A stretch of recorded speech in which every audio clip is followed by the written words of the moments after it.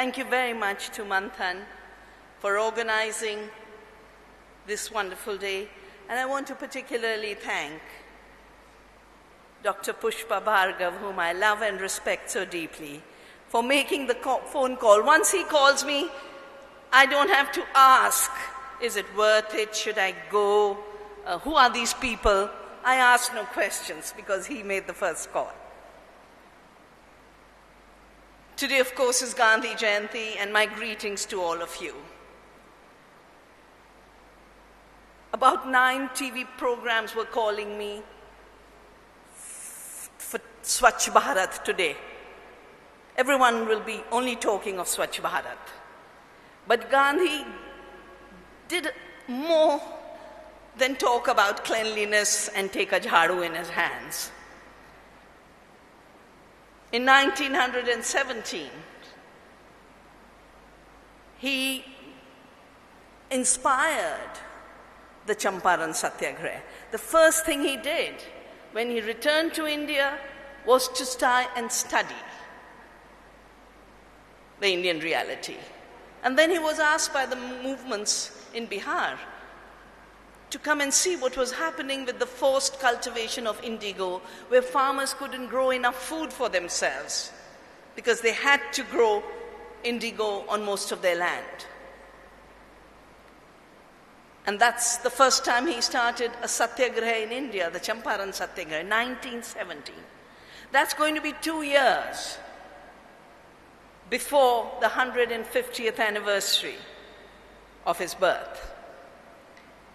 The other lessons that he has left me with are lessons in Swaraj, self-organization, self-rule, and I think the most important idea of Swadeshi in the spinning wheel, in making your own cloth.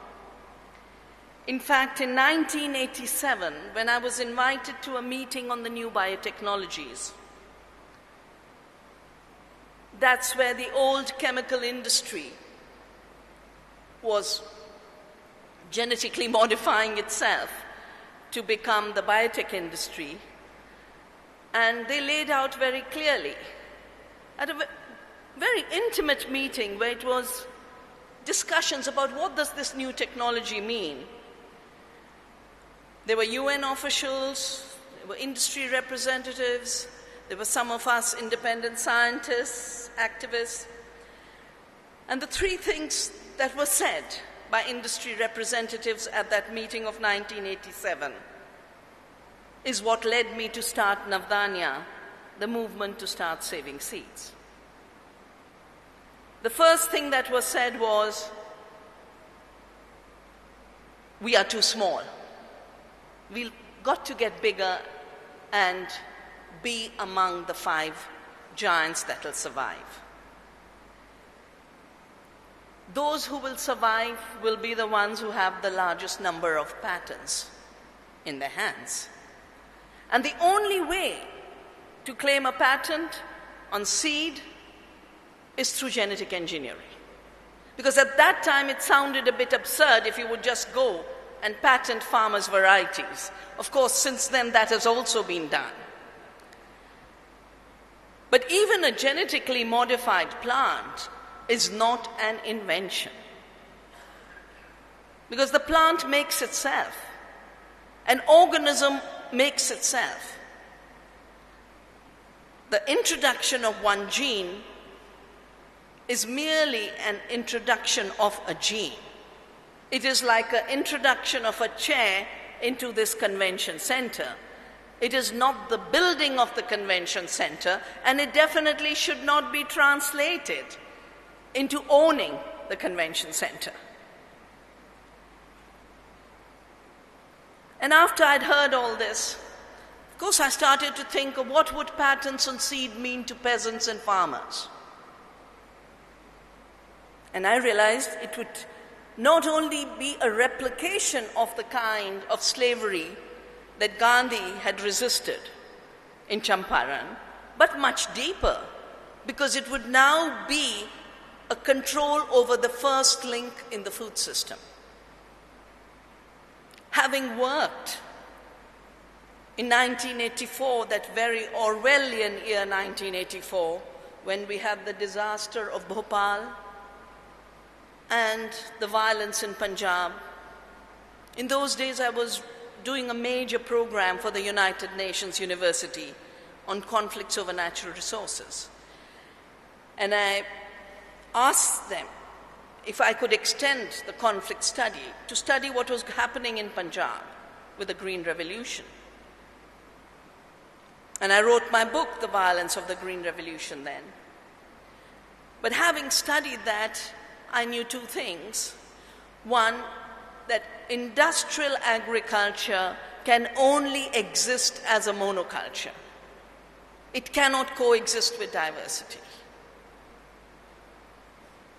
And the second thing I learned was that if you take resources into account, if you add all the input costs, in fact, industrial agriculture is a highly inefficient agriculture. It uses 10 times more energy as input than it produces as output of food. Usually, industrial agriculture costs of production are 10 times higher than what a farmer receives for the single commodity he produces for the market.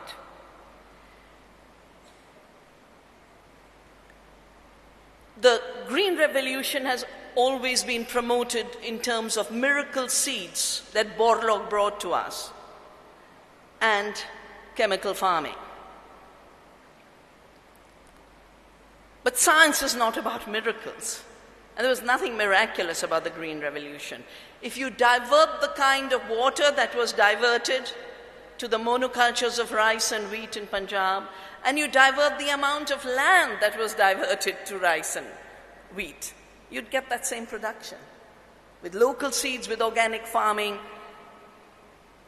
miracles are good for creating a mythology.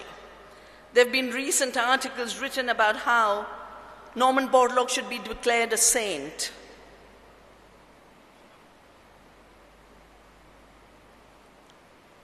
A Nobel Peace Prize was given to him for bringing prosperity to Punjab and through prosperity peace. But in 1984, Punjab was far from a land of peace, and that's what forced me to look at what really had happened with this thing called the Green Revolution. I realized then that agriculture, which is about producing nourishment, agriculture which is about maintaining the soil, agriculture which is about renewing biodiversity, conserving water, agriculture which is about culture, the culture of the land, that's what agriculture means. That it had been totally transformed to become a system dependent on purchasing inputs that were leftovers from the wars. Chemical fertilizers used to be made, factories that make chemical fertilizers used to make explosives, and there were surpluses after the war. So they said, let's sell chemicals as absolutely necessary to farming. Many of the pesticides have their origins in the nerve gases that were used in the concentration camps to kill people. And of course, herbicides like Roundup, herbicides like Agent Orange are designed to kill. That's what they do. So, an activity that was about nourishing life became an activity that was efficient in killing. Efficient in killing insects, efficient in killing everything living. And with the Bhopal disaster, we saw it was also efficient in killing people. When I heard this vision of the future of agriculture based on patents on seed, genetically modified organisms, and 5 companies controlling the food system, I must say, I felt chilled.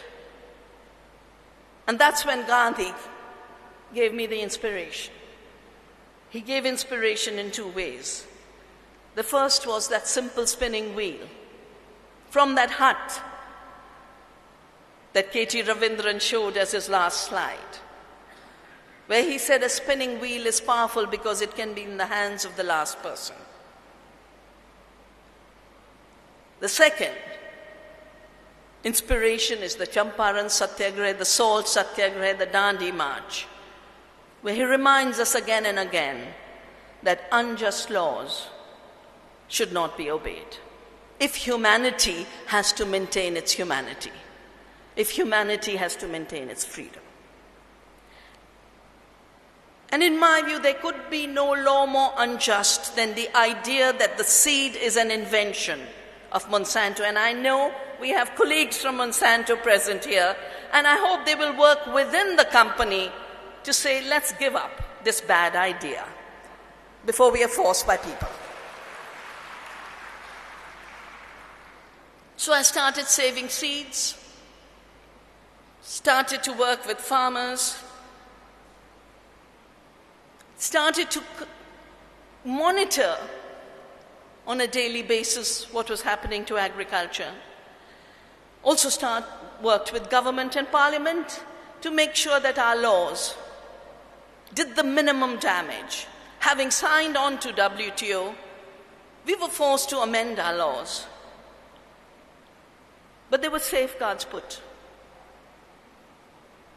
And I'm particularly proud of 2 safeguards. One, the Farmers' Rights in our Plant Variety and Farmers' Rights Act, that the farmer's right to save, exchange, develop, market, sell seeds can never be alienated. And the second is Article 3J in our patent law, which defines what is not an invention.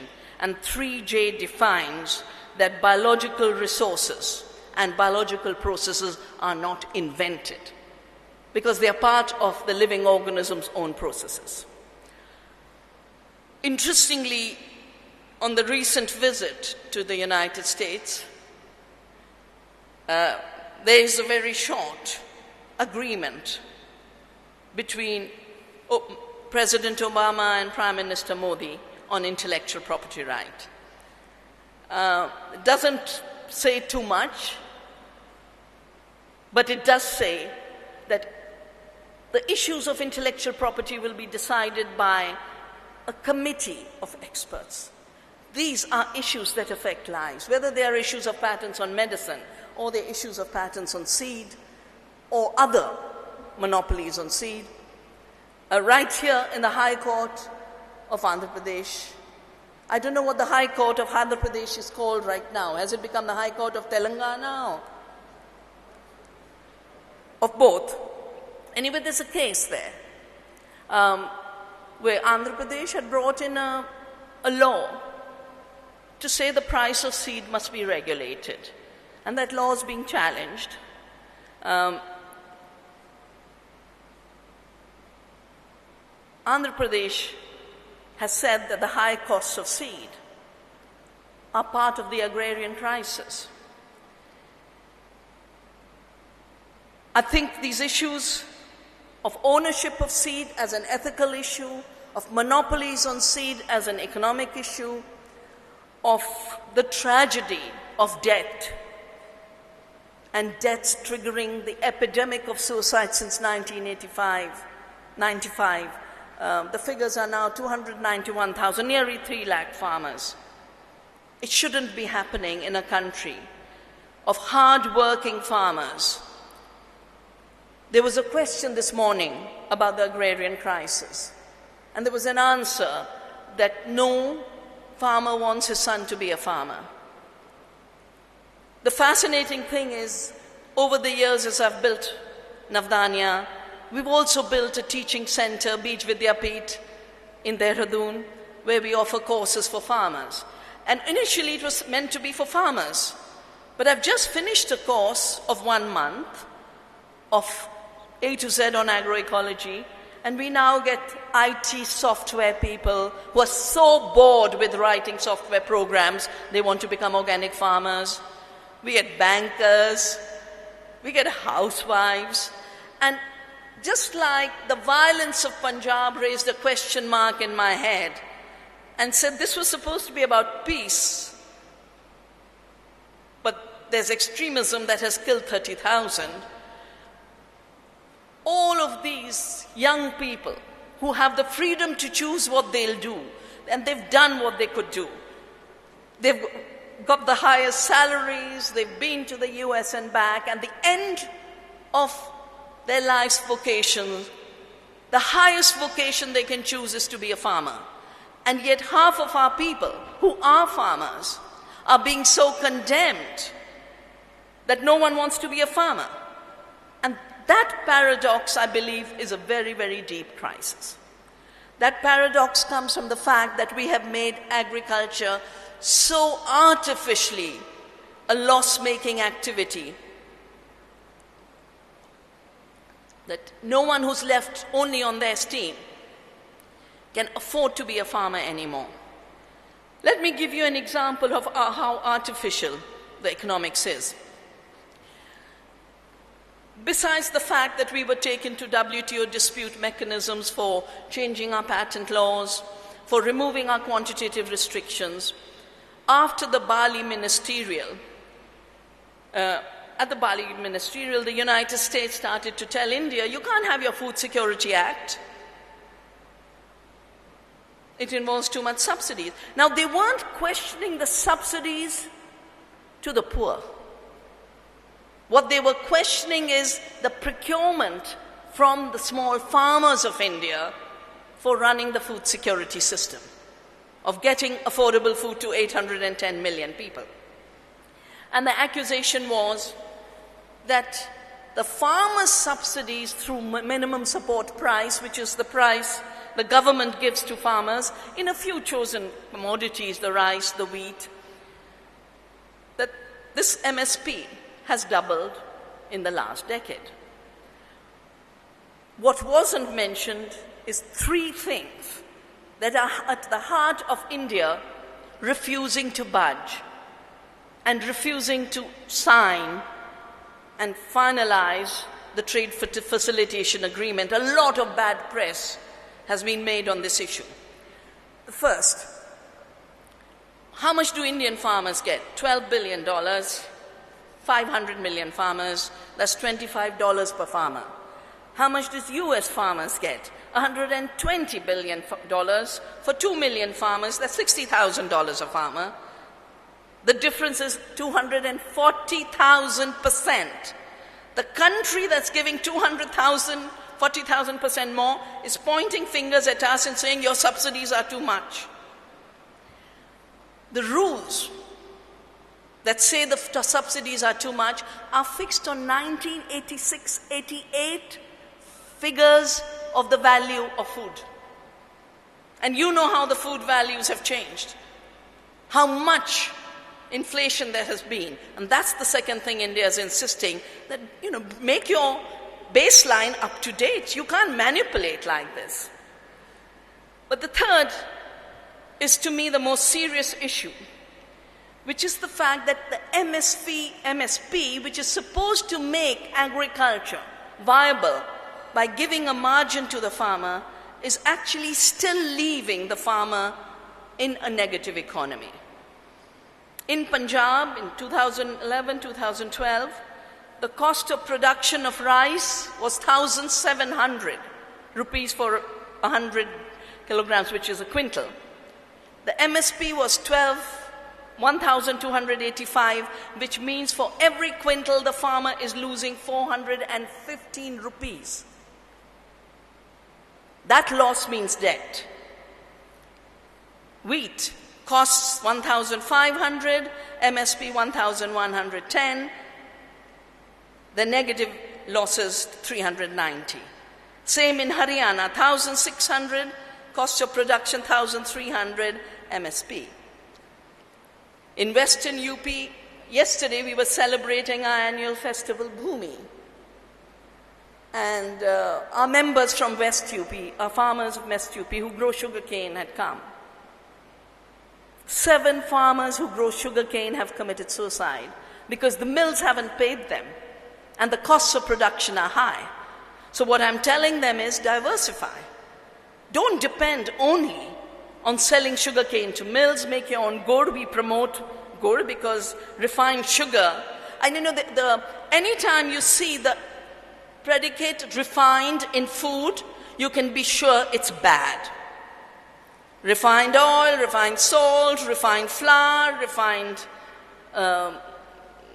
sugar, all of these actually become harmful for health. So gur is much healthier.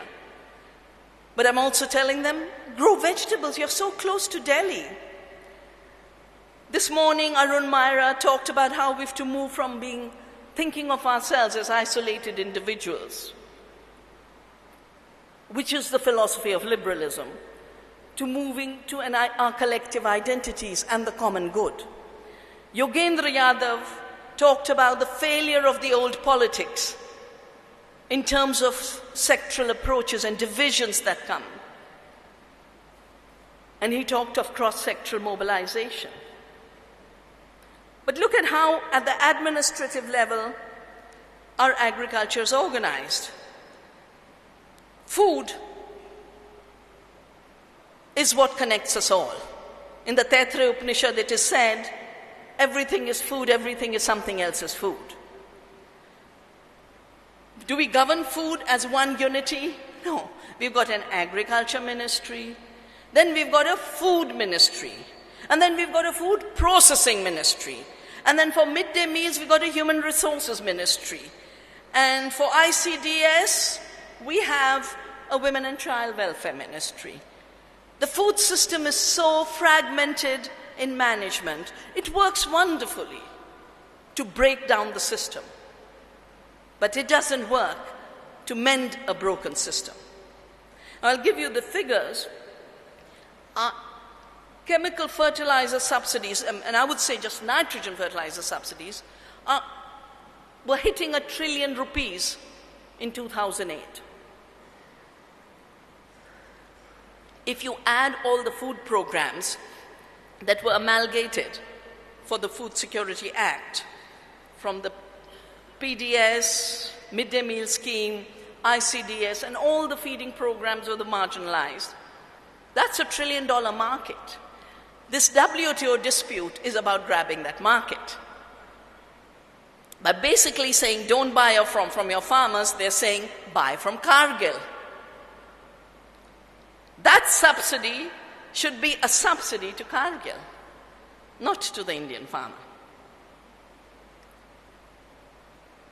But that is precarious politically, but it's also precarious because food has been made the ultimate commodity.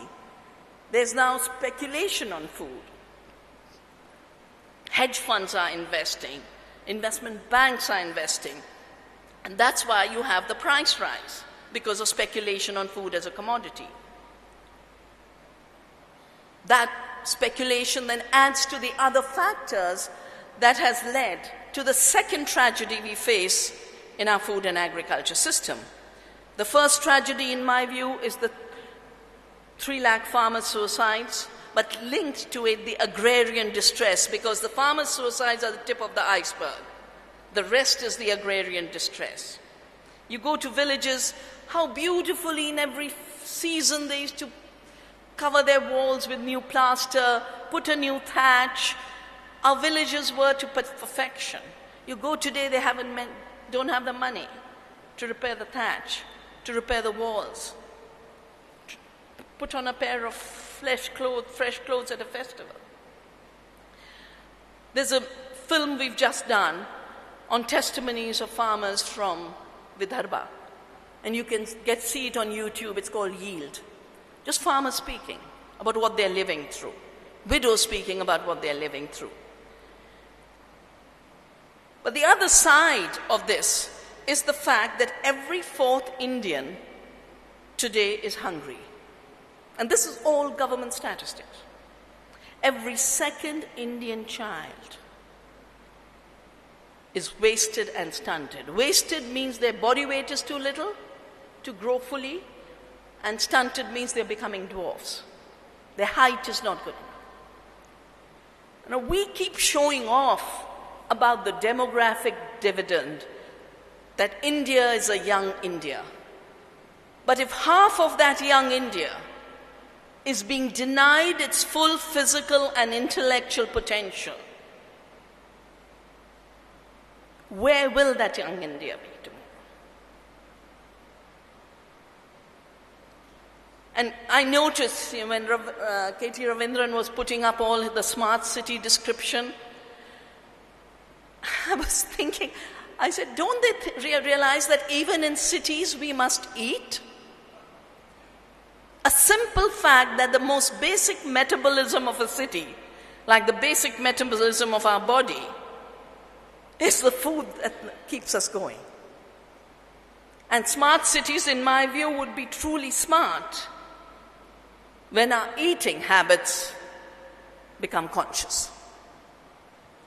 So if we have to overcome the fragmentation that has destroyed the earth, that has destroyed our health, that has destroyed our rural communities, and is destroying the future, we need to look at how can we repair this broken food system. What we are being offered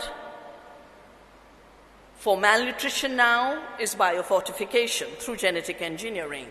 And the two big projects are golden rice, make rice a little yellow, continue to use huge amounts of water, continue to grow rice as a monoculture, continue to use fertilizers and pesticides, but make the rice a little yellow, and we'll get a miracle. The tragedy is that golden rice is 300 to 400 times less efficient than sources of vitamin A that are available in our coriander and our curry patta and our sehjan and everyday foods. People ask me, well, if these are there, then why is there deficiency? There's deficiency for two reasons. In the fields, the sources of green are being killed with weedicides. And again, to my friends from Monsanto, I would say, Roundup, Roundup. Because Roundup is emerging as the major destroyer of nutrition in food, especially in volunteer crops, particularly in associate crops. I remember when I was still in Bangalore, the women would go past the house saying, sappu, sappu, sappu, and it would be the red amaranth and the green amaranth and the different kinds of amaranth that grows freely in our fields if we haven't sprayed weedicides.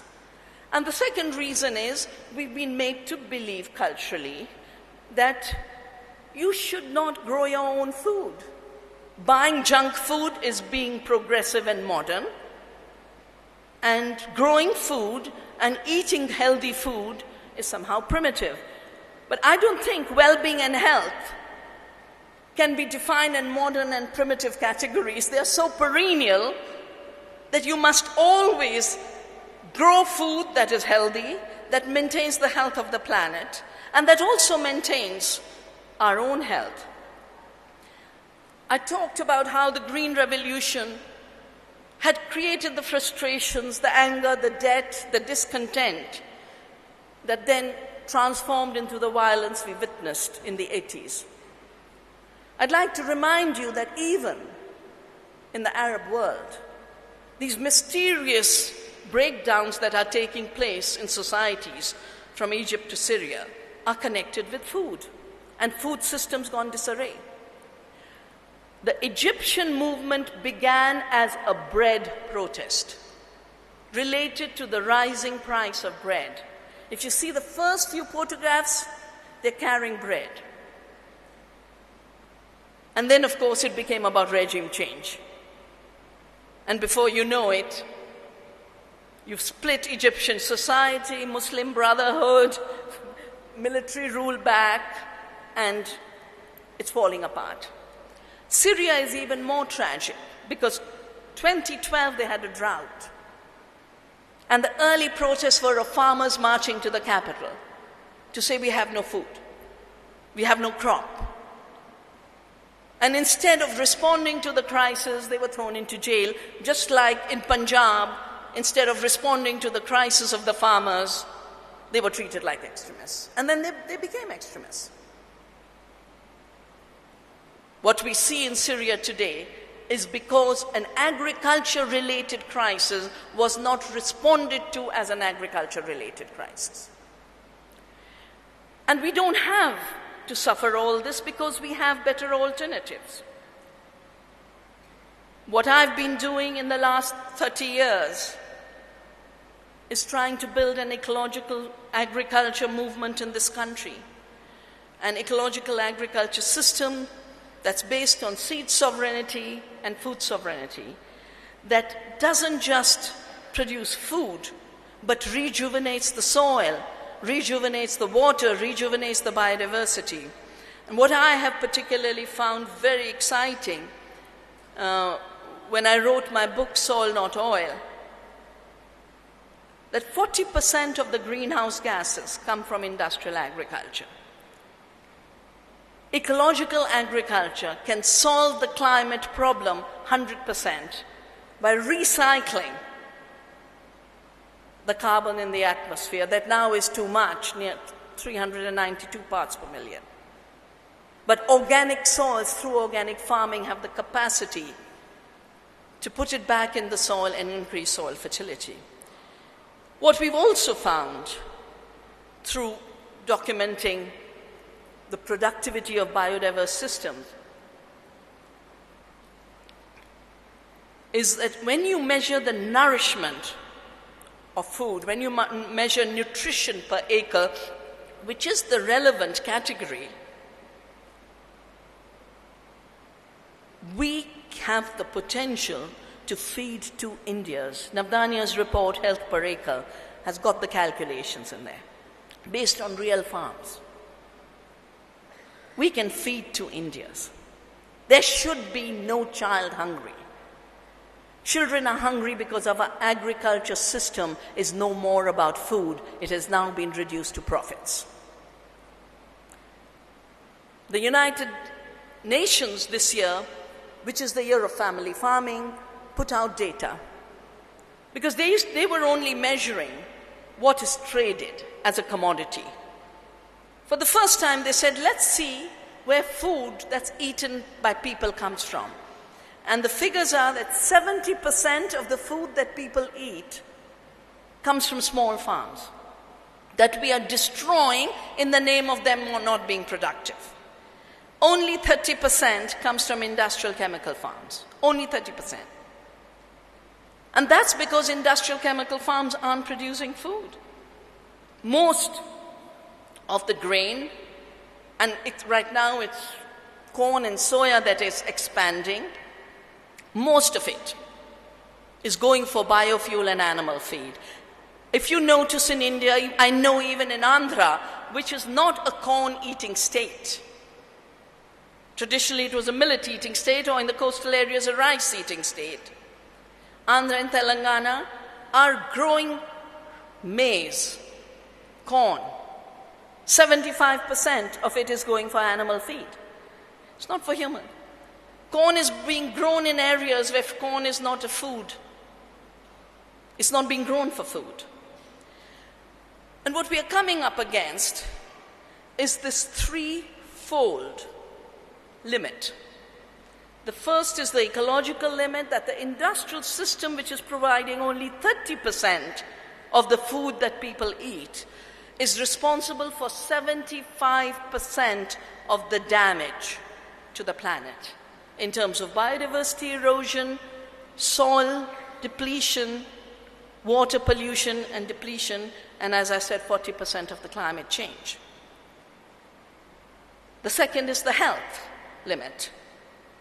You can't reduce the diversity in your agriculture systems without reducing the diversity in your food systems.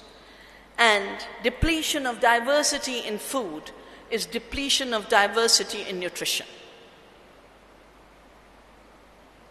I won't go into details for lack of time about how micronutrient and trace element deficiencies are causes of so many new diseases that we never saw before, or the transformation of diseases that were on a small scale into an epidemic proportion. And then, of course, is the role of toxics. But industrial agriculture first creates a nutritional crisis by creating nutritionally empty commodities, and then offers genetic engineering as a miracle cure. Today, on 2nd of October, from Indonesia, a new campaign has been launched. We had launched a campaign on GMO bananas.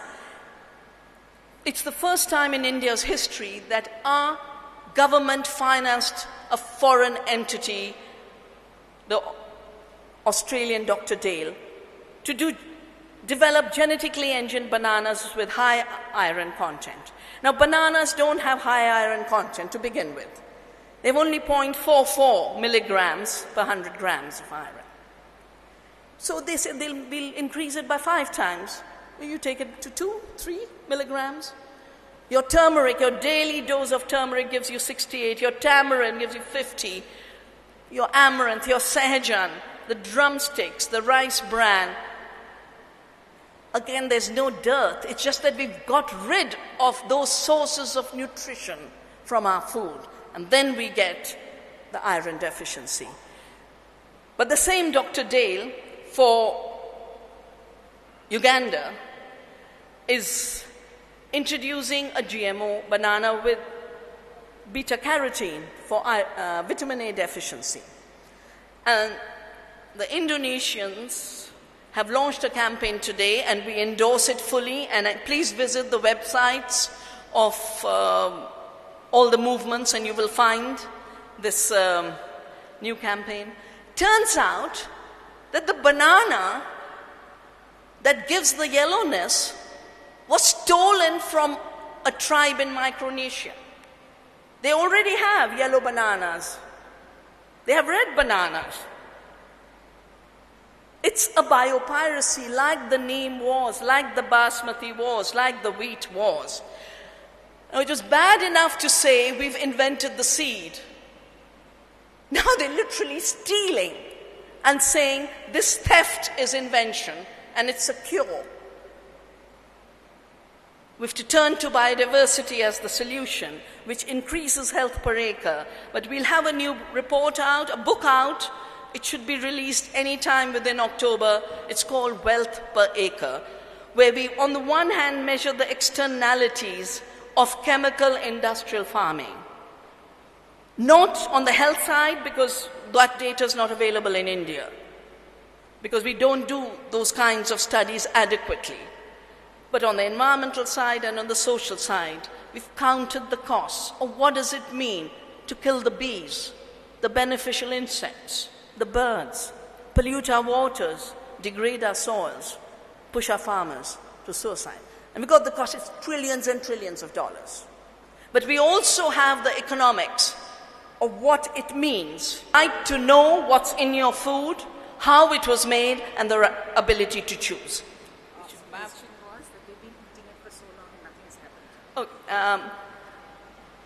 When DDT was introduced, in the first few years, nothing happened.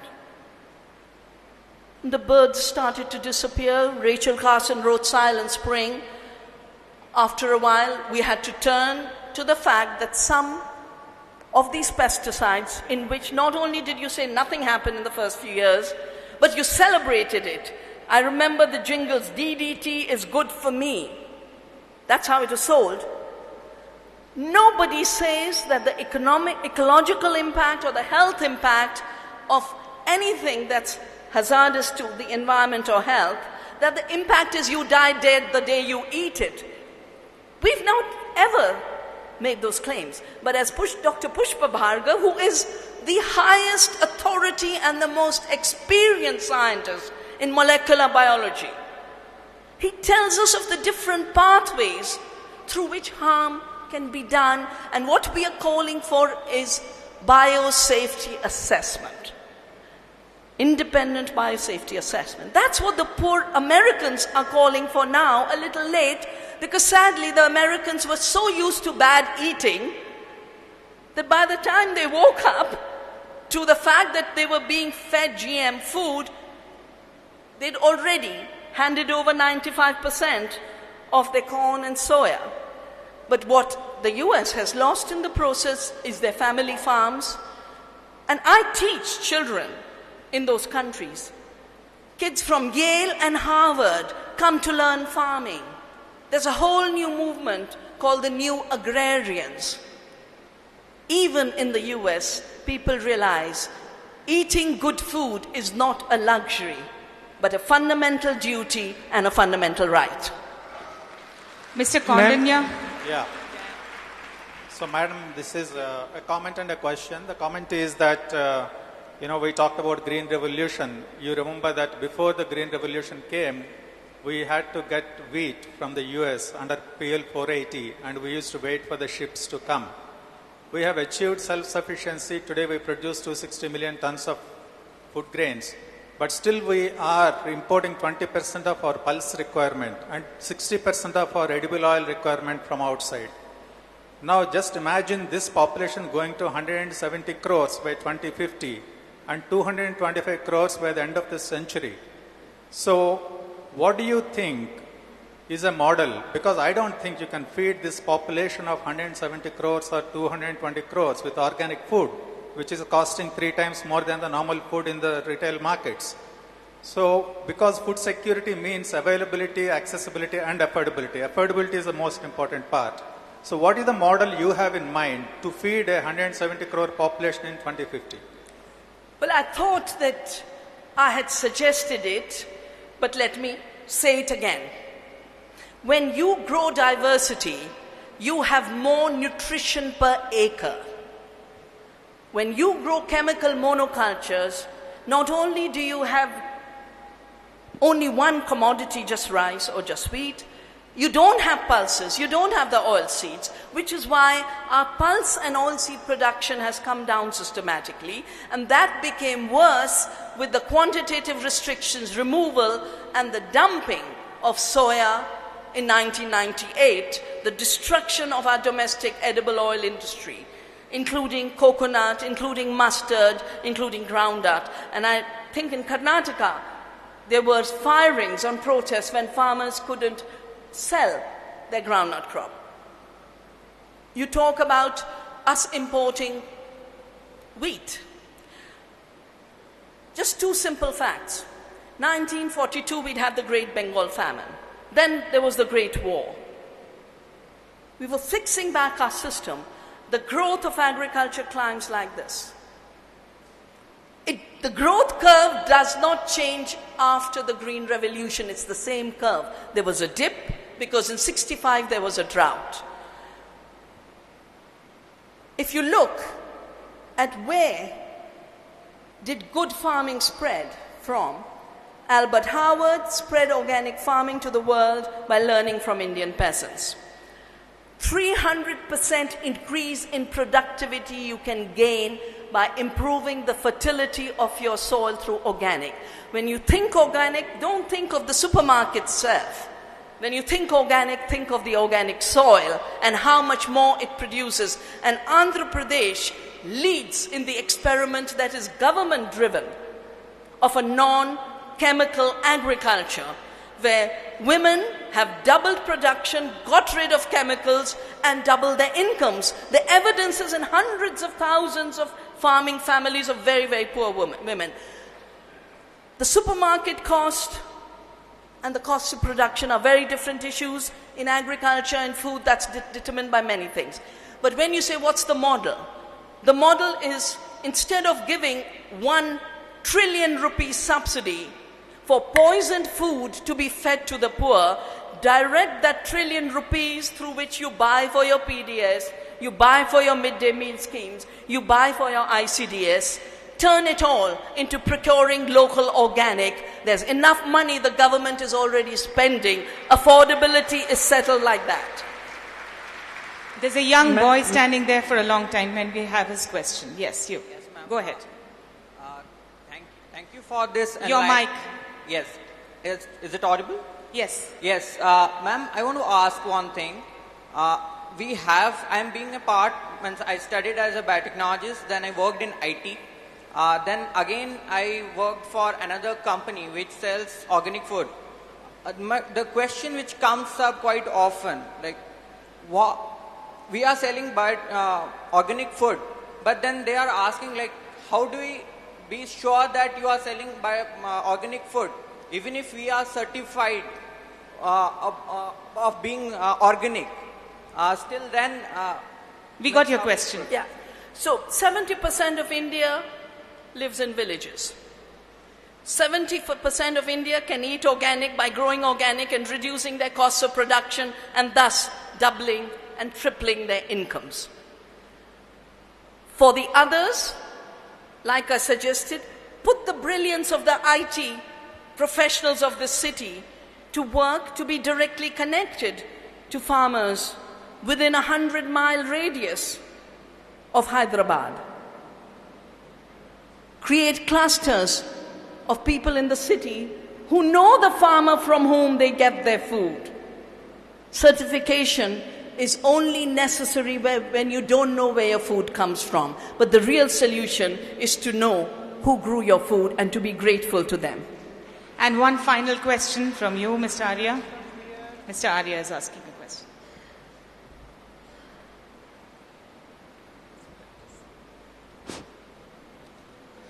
Thank you very much. I appreciate the Manthan and Samvaad who invited such a huge gathering and giving me opportunity to say a few words. Yeah. I really don't have a question. I just need few words because my name is mentioned 3 times with the respected. I didn't mention you personally. Okay. I mentioned the company you work for. Let me introduce myself. My name is Devraj Arya. I am the person representing Monsanto company here.